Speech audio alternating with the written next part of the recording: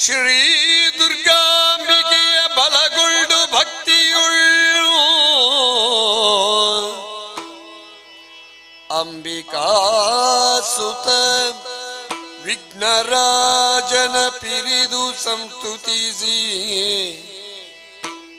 ಅಂಬುನಿಧಿಯ ಮಜಿಗೆ ಕೈ ಮುಗಿದಂಬುಜಾಸನವಾಣಿಯರ ಪಾದಾಂಬುಜಕ್ಕೆ ಪೊಡಮಡುತ್ತ ವರ್ಣಿಪೆ ನೀ ಕಥಾಮೃತವ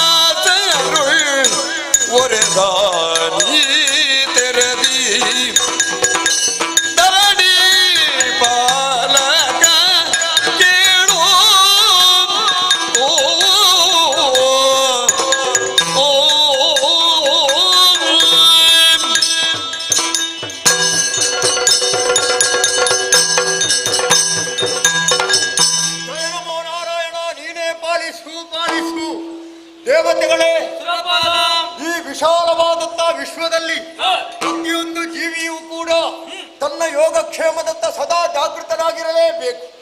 ಅಲಭ್ಯ ಲಾಭವೇ ಯೋಗ, ಲಬ್ಧ ಸಂರಕ್ಷಣೆಯೇ ಕ್ಷೇಮ.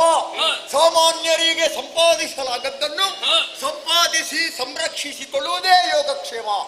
ವಿಶ್ವ ವಿರಾಟ್ ಸ್ವರೂಪನ ಪಾದವನ್ನು ಪಾತಾಳವೆಂದು, ಕಟಿ ಪ್ರದೇಶವನ್ನು ಮರ್ತ್ಯವೆಂದು, ಶಿರೋಭಾಗವನ್ನು ಸ್ವರ್ಗವೆಂದು ಜ್ಞಾನಿಗಳು ಕೊಂಡಾಡಿದ್ರು.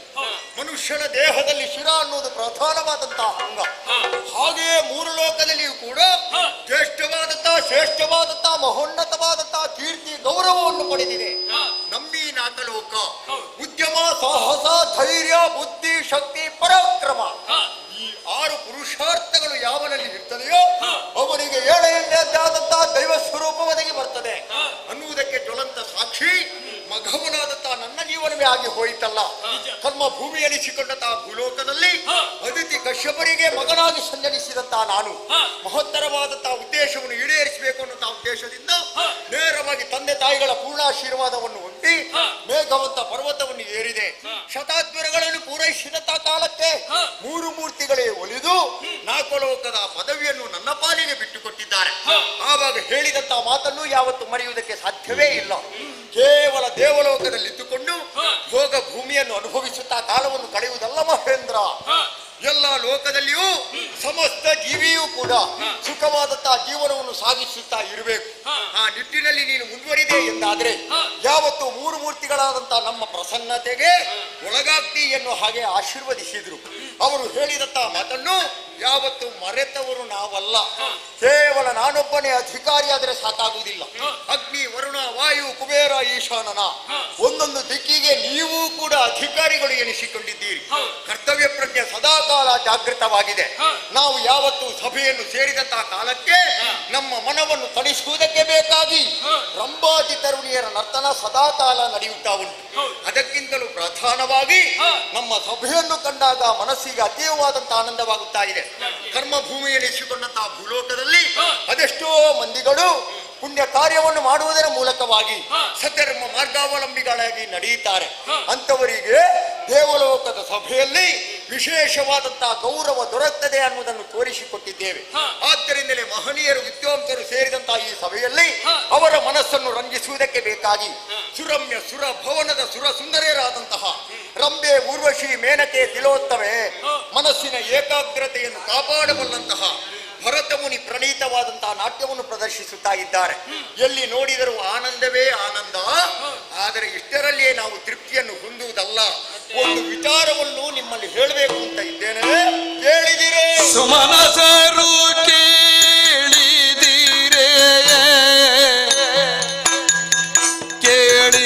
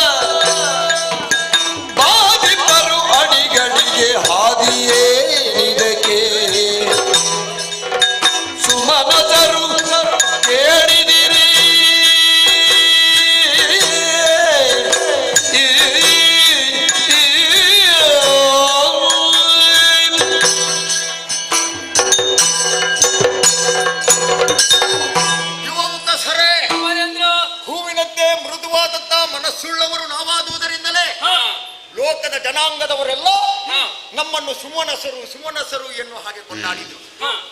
ಈ ದೇವಲೋಕದ ಸೌಭಾಗ್ಯವನ್ನು ವರ್ಣಿಸುವುದಕ್ಕೆ ನಾವೆಂದೇನು ಸಹಸ್ರ ನಾಲಿಗೆಯುಳ್ಳಂತ ಆದಿಶೇಷನಿಗೂ ಒಂದೊಮ್ಮೆಗೆ ಅಸಾಧ್ಯವಾಗಿ ಹೋದಿತ್ತು. ಹೌದು. ನೋಡಿ ನೋಡಿ ಅಲ್ಲಿ ನೋಡಿ, ಹ, ಎಂತಹ ಕಡು ಬಡವನನ್ನಾದರೂ ಕರುಣೆಯ ದೃಷ್ಟಿಯಿಂದ ಕಾಣಬಲ್ಲಂತಹ ಕಾಮಾಧೇನು ಒಂದು ಕಡೆಯಲ್ಲಿ, ಹ, ಅಲ್ಪ ಕಾಲದಲ್ಲಿ ಕಲ್ಪಿಸುವಂತಹ ಕಲ್ಪತರು ಮತ್ತೊಂದು ಕಡೆಯಲ್ಲಿ, ಏರುವುದಕ್ಕೆ ಐರಾವತ, ಹಿಡಿಯುವುದಕ್ಕೆ ಹುಲಿಶ. ಒಂದು ಕಾಲದಲ್ಲಿ ದದೀತಿ ಮುನಿಗಳೇ ಲೋಕ ಕಲ್ಯಾಣಾರ್ಥವಾಗಿ ತನ್ನ ಬೆನ್ನೆಲುಬನ್ನೇ ನನಗೆ ಆಯುಧವಾಗಿ ಕೊಟ್ಟಿದ್ದಾರೆ. ಹೌದು. ಇದಕ್ಕಿಂತ ಹೆಚ್ಚಿನದ್ದಾದಂತಹ ಸೌಭಾಗ್ಯ ಬೇರೇನು ಬೇಕು ಹೇಳಿ? ಕೈಯಲ್ಲಿ ಪ್ರದರ್ಶನಕ್ಕೆ ಇರುವುದಲ್ಲ ವಜ್ರಾಯುಧ. ಹ, ಎಲ್ಲಿಯಾದರೂ ದುಷ್ಟ ದಾನವರು ದಂಡೆತ್ತಿ ಬಂದರು ಎಂದಾದರೆ ಹ, ಅವರ ಮಂಡೆಯನ್ನು ಹುಡಿ ಮಾಡಿ ಆ ಮೂಲಕವಾಗಿ ಅಧರ್ಮವನ್ನು ಹೋಗಲಾಡಿಸಿ ಧರ್ಮವನ್ನು ಸ್ಥಾಪಿಸಿಗೊಳಿಸುವುದಕ್ಕೆ ಬೇಕಾಗಿ ಕೈಯಲ್ಲಿ ಆಯುಧವನ್ನು ಹಿಡಿದಿದ್ದೇನೆ.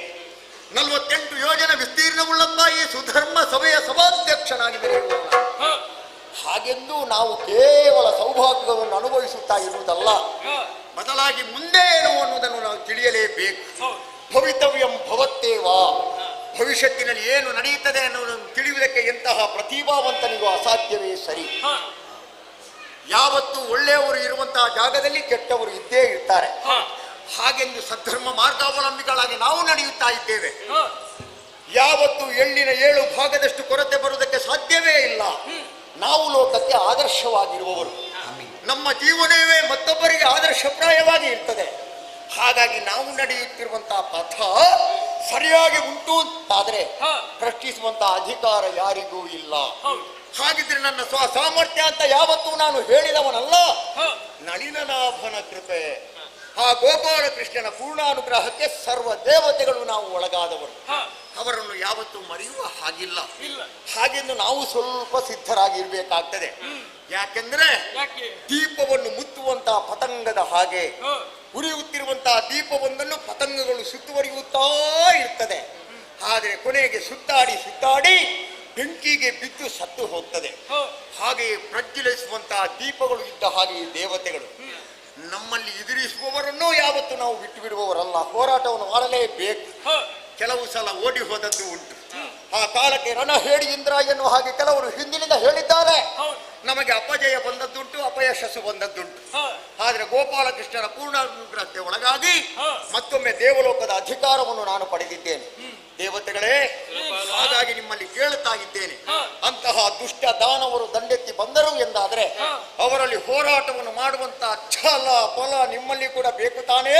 ಹ. ಹಾಗಾಗಿ ದೇವಲೋಕವನ್ನು ಉಳಿಸಿಕೊಳ್ಳುವಲ್ಲಿ ಏನು ನಿಮ್ಮ ಪಾತ್ರ? ಓ, ಸುರಪ್ಪ. ಸುರನಾಥ ಲಾಲಿಸಯ್ಯ, ಲಾಲಿಸು.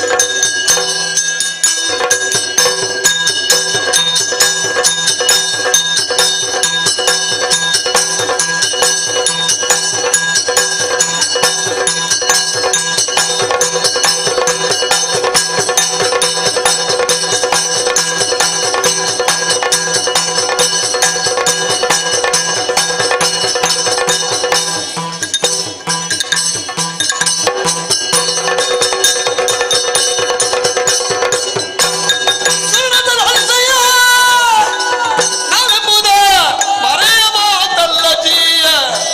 ದುರ್ಡರು ನಗೆಗೆ ತರಲು ಸಂಗ್ರಾಮದಿ ತರಿಯದಿರೆವು ನಿಶ್ಚಯ. ಮೊದಲಾಗಿನ ಪವಿತ್ರವಾದಂತಹ ಪಾದಾರವಿಂದಗಳಿಗೆ ವಂದಿಸಿಕೊಳ್ಳುತ್ತಾ ಇದ್ದೇವೆ. ಒಳ್ಳೆದಾಗ್ತದೆ. ಸಿಹಿ ಇದ್ದಲ್ಲಿ ಹೇಗೆ ಇರುವೆಗಳು ಬರುತ್ತದೋ ಹಾಗೆ ಆ ದಾನವರು ನಮ್ಮ ಈ ಸುರಲೋಕದ ಸುವಸ್ತುಗಳನ್ನು ಆಸೆ ಪಟ್ಟು ಸರಿ. ನಮ್ಮ ಈ ಸ್ವರ್ಗಲೋಕಕ್ಕೆ ದಾಳಿಯನ್ನಿಟ್ಟರೆ ಒಳ್ಳೆಯದು. ಅರಿಗಳು ಅರಿಯಾದ ಅಂದಾದ ಅಂತಕನ ಅಲೆಯಕ್ಕೆ ನಾನಟ್ಟುತ್ತೇನೆ. ಹೊಡಿರಿ, ಹೊಡಿರಿ. ಸುರಧೇನು ಕಲ್ಪತರು,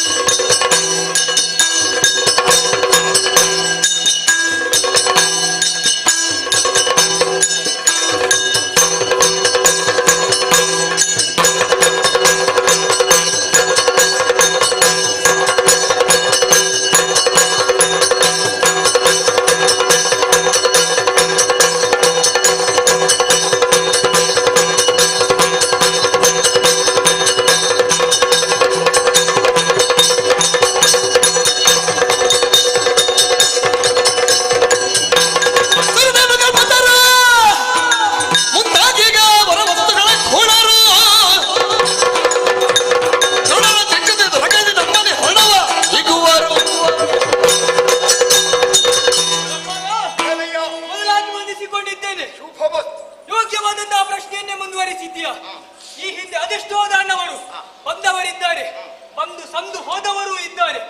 ಇನ್ನು ಮುಂದೆ ಬಂದರೆ ಅವರನ್ನು ವಧಿಸಿ ಸ್ವರ್ಗಲೋಕವನ್ನು ಕಾಯುವಂತಹ ವ್ಯವಸ್ಥೆ ನನ್ನದು. ಒಗ್ಗಟ್ಟಿನಲ್ಲಿ ಬಲ ಇದೆ ಅನ್ನುವುದು ನಿಮ್ಮ ಮಾತಿನಿಂದಲೇ ಅರ್ಥವಾಗುತ್ತಾ ಉಂಟು. ಒಂದು ಕೈ ಸೇರಿದ್ರೆ ಚಪ್ಪಾಳೆ ಅಂತ ಯಾವತ್ತೂ ಆಗುವುದಿಲ್ಲ, ಎರಡು ಕೈ ಸೇರಿದ್ರೆ ಚಪ್ಪಾಳೆ ಅಂತ ಆಗುದು. ಮುಂದೆ ಏನು ಆಗ್ತದೆ ಅನ್ನುವುದನ್ನು ತಿಳಿಯುವುದಕ್ಕೆ ಯಾವನಿಂದಲೂ ಸಾಧ್ಯ ಇಲ್ಲ. ಹಾಗೆಂದು ದಾನವರು ಬರುವಂತಹ ಕಾಲಕ್ಕೆ ನಾವು ಇಲ್ಲಿಯೇ ನಿಂತು ಸತ್ತೇ ಹೋಗು ಎನ್ನುವ ಹಾಗೆ ಹೇಳಿದ್ರೆ ಸಾಕು, ಅವ ಭಸ್ಮವಾಗಿ ಹೋಗ್ತಾನೆ. ಆದ್ರೆ ಅಂಥದ್ದಕ್ಕೆ ನಾವು ಮನಸ್ಸು ಮಾಡುವುದಿಲ್ಲ. ಯಾಕೆ? ಪರಮೇಶ್ವರನನ್ನು ಬ್ರಹ್ಮದೇವನನ್ನು ಮೆಚ್ಚಿಸಿ ಬರುವಂತಹ ದಾನವರು. ಹಾಗಾಗಿ ಆ ದೇವರ ವರಕ್ಕೆ ಬೆಲೆ ಕೊಟ್ಟು ಓಡಿದ್ದೇ ಹೊರತು ನಮ್ಮ ದೇಹದಲ್ಲಿ ಚೈತನ್ಯ ಕಡಿಮೆಯಾಗಿ ಅಲ್ಲ. ಆತ್ಮಸ್ಥೈರ್ಯ ಇಲ್ಲದವನಿಗೆ ದೇಹ ಬಲ ಇದ್ದರೆ ಏನು ಪ್ರಯೋಜನ, ದೈವ್ಯ ಬಲ ಇದ್ದರೆ ಏನು ಪ್ರಯೋಜನ? ಎಲ್ಲವೂ ನಿರರ್ಥಕವೇ ಸರಿ. ನಿಮ್ಮ ಕೆಚ್ಚಿನ ನುಡಿಯೇನು ಅನ್ನುವುದು ಅರ್ಥವಾಯಿತು. ಮುಂದೆ ಎಲ್ಲಿಯಾದರೂ ದಾನವರು ಬಂದರು ಎಂದಾದರೆ ಅವರಲ್ಲಿ ಹೋರಾಟವನ್ನು ಮಾಡಿ ಮತ್ತೊಮ್ಮೆ ದೇವಲೋಕವನ್ನು ನಾವು ಉಳಿಸಿಕೊಳ್ಳುತ್ತೇವೆ ಅನ್ನುವಂತಹ ಮಾತನ್ನು ಹೇಳಿದ್ದೀರಲ್ಲ, ಮನಸ್ಸು ತುಂಬಿ ಬಂತು. ಹಾಗೆಂದು ಈ ಸಮಯದಲ್ಲಿ ನಾವು ಸರಿಯಾಗಿ ವೀಕ್ಷಿಸಿದೆವು ಎಂದಾದ್ರೆ ಸಭೆಯಲ್ಲಿ ಕಾರ್ಯಕಲಾಪಗಳೆಲ್ಲ ನಡೆದು ಹೋಯಿತು.